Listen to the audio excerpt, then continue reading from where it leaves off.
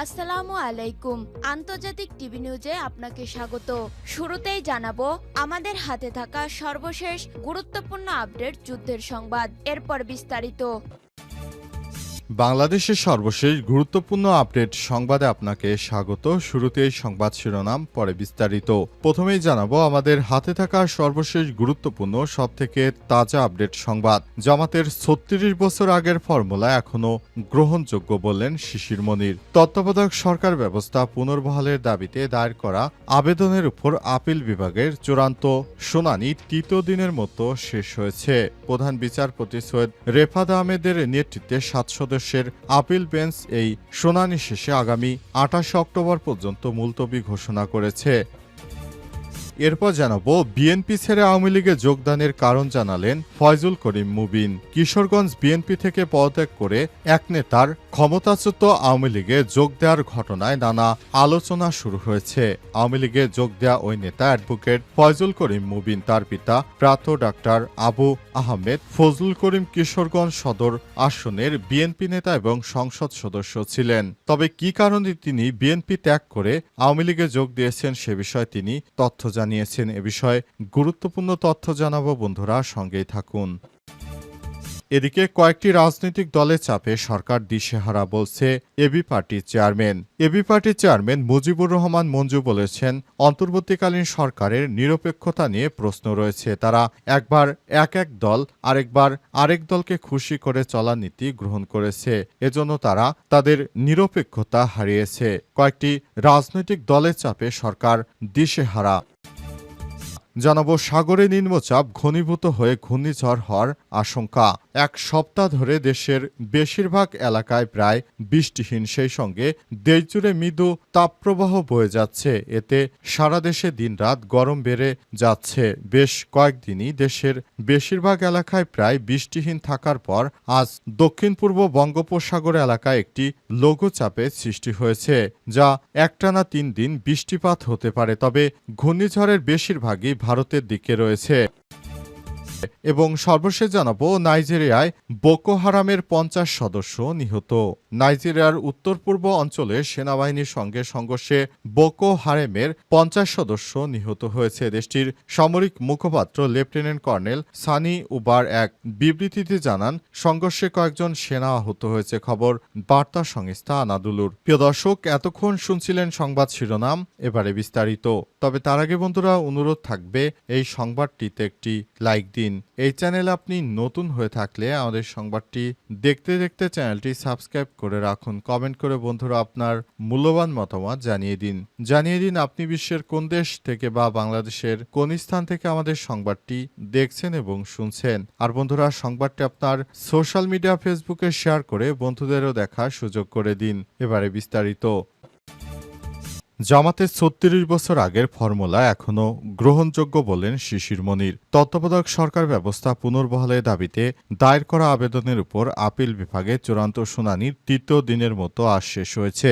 আজ প্রধান বিচারপতি সৈয়দ রেফাত আহমেদের নেতৃত্বাধীন ৭ সদস্যের আপিল বেঞ্চ এই শুনানি শেষে আগামী ২৮ অক্টোবর পর্যন্ত মুলতবি ঘোষণা করে। আদালতে ইন্টারভেনার হিসেবে শুনানি করেন জ্যেষ্ঠ আইনজীবী এহসানুল সিদ্দিক।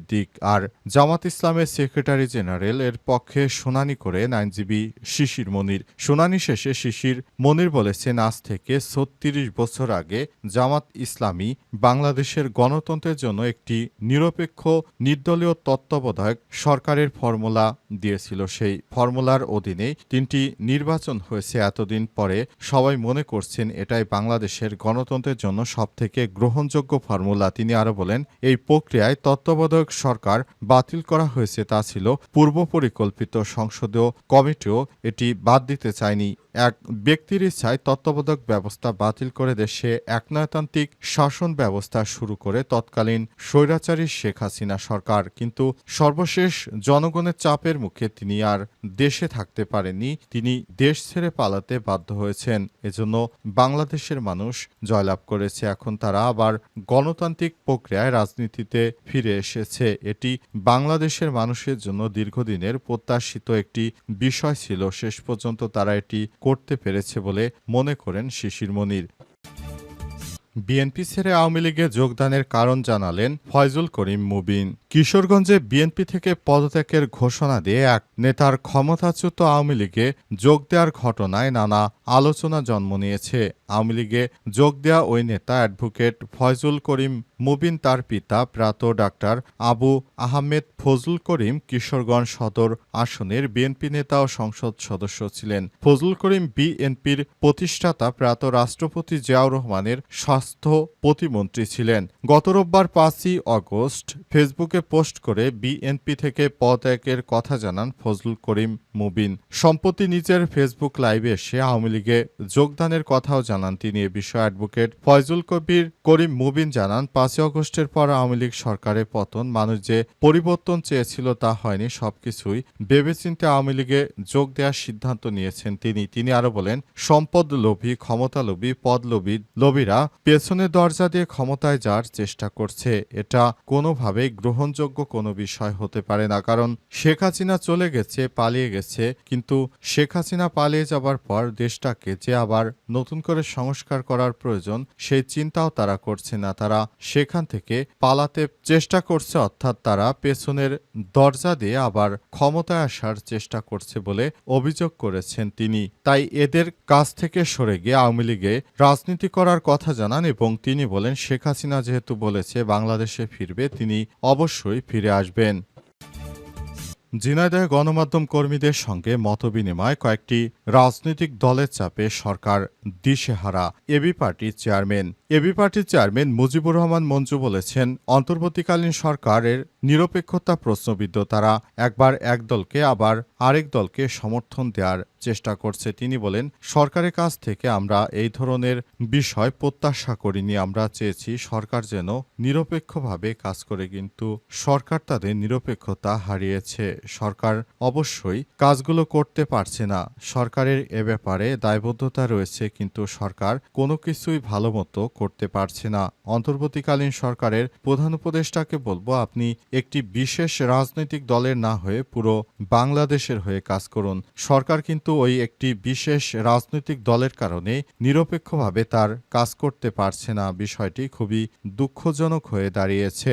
অন্তর্বর্তীকালীন সরকারের প্রধান উপদেষ্টা প্রফেসর ডক্টর মোহাম্মদ ইউনূসের সরকার নতুন বাংলাদেশ গড়তে বদ্ধপরিকর। তিনি নতুনভাবে দেশ গড়ার জন্য কাজ করছেন সর্বাত্মকভাবে। তার এই কার্যকলাপের মধ্য দিয়ে নতুন বাংলাদেশ গড়ে তুলছেন এবং নতুন বাংলাদেশ গড়ে তোলার পিছনে সবথেকে ওই দলটি তাকে বিভিন্নভাবে বাধা দেওয়ার চেষ্টা করছে বলে অভিযোগ করেন তারা। সাগরে নিম্নচাপ ঘনীভূত হয়ে ঘূর্ণিঝড়ের সম্ভাবনা। এক সপ্তাহ ধরে দেশের বেশিরভাগ এলাকায় বৃষ্টিপাত নেই, সেই সঙ্গে দেশজুড়ে মৃদু তাপপ্রবাহ বয়ে যাচ্ছে। এতে সারা দেশে দিনরাত গরম বেড়েই চলেছে। বেশ কয়েকদিন দেশের বেশিরভাগ এলাকায় প্রায় বৃষ্টিহীন থাকার পর শুক্রবার সকাল 6টার দিকে দক্ষিণ পূর্ব বঙ্গোপসাগর এলাকায় একটি লঘুচাপের সৃষ্টি হয়েছে।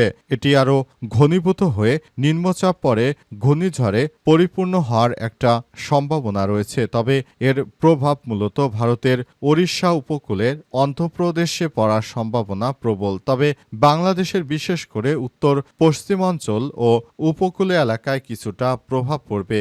এর প্রভাবে টানা 3 দিন বৃষ্টিপাত হতে পারে।